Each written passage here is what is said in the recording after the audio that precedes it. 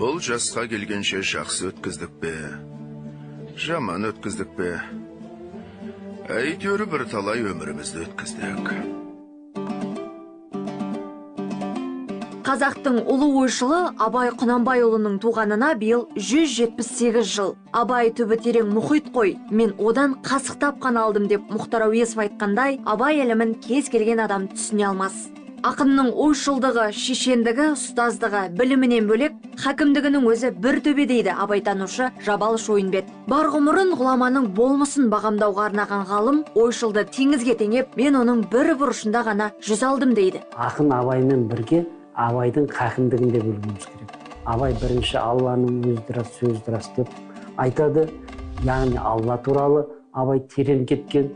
Одан кейін мұнда қазақтың ұлттық құндылықтары туралы Абай қысқа да нұсқа даналықпен айтады. Ахмет Байтұрсын былай қарасаң, ғылымның шыңына жететін адам. Сонда сол Абайды оқыдым дейді. Оқыған кезде алғашқыда ала алмадым. 2 оқыдым, түсінбедім. 3 оқыдым, түсінбедім. Содан кейін бар бірте-бірте ала бастадым дейді. Сонда ең соңында айтады, Абайды түсінбеу дейді. Ол Абайдың кемшілігінен емес дейді. Оқушысының оған дайын еместігінен дейді. Бар өмірін халқының игілігіне, құндылығына арнаған ақынның әр шығармасы өмірдің шындығы. Жазбаларына қарай отырып, ақынның болашақты болжай алғандығына таңданасың. Мысалы, толық адам шығармасын көпшілік 4 құбыласы бүтін адам деп ойлайды. Дені сау, отбасы қасында, тұрақты жұмысым болса, толық адаммын деп түсінеді. Ал Абай айтқан толық адам кім? Толық адам деген Абайдың сен адамгершілікке, адамзаттың қажетті құндылықтарға ұмтылудың жолы ғой.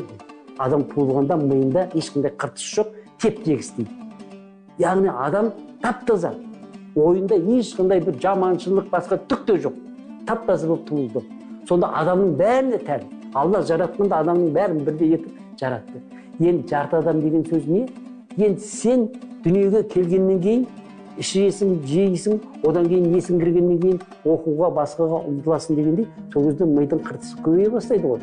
Міне сол кезде сен жарты адамдыққа ұмтыласың. Ал енді одан да ассаң, енді кімге ұмтыласың? Толық адамға ұмтыласың. Көрдің бе? Бұны осылайша түсіну керек. Қос ғасырдың тоғысар тұсында ғылымды іздеп, дүниені көздеп, екі жаққа үңілген ұлы Абай халықты өркениеттің өріне алып шығар амалды тапты. Ол ғылым мен білім, өнер үйрену жолы еді. Замананың тұрпатын, ұлт тұрмысының кемшілікті тұстарын Абайдай көре білген, ұлы ақындай таныған жан кемде кем. Осы заманға келсе айтады, әттең менің айтқаным дәл келіп, енді күресуді өзім қосылып, ары қарай жаңа Қазақстанды, жаңа ұрпақты, елімізді өркендету үшін нағыз қолға алатын кез енді келді екен ғой. Әбден кемшіліктің бәрі қазірге шейін жетіліп, пісіп, мына көрсе, осы заманның небір кемшіліктерін Абай айтып кетті. Сол қазір шығып тұр. Хакім Абайды тек қазақ халқы ғана емес, күллі әлем мойындаған. Абай Құнанбайұлы шығармаларының бірнеше тілде аударылып шығарылуы соның айғағы.